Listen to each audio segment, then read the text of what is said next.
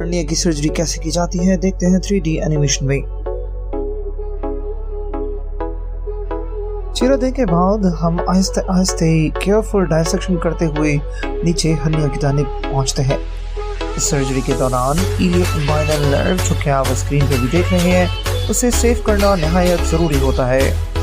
ये जो आप कॉर्ड देख रहे हैं, इसके अंदर हर्निया मौजूद होता है और इसे केयरफुल डायसेक्शन के ज़रिए आइडेंटिफाई और डिलीवर किया जाता है।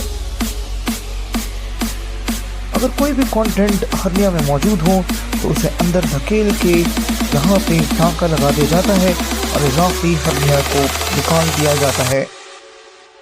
इस सर्जरी में हम मैश प्लेसमेंट करते हैं, जो कि हर्निया को वापस होने से बचाती है।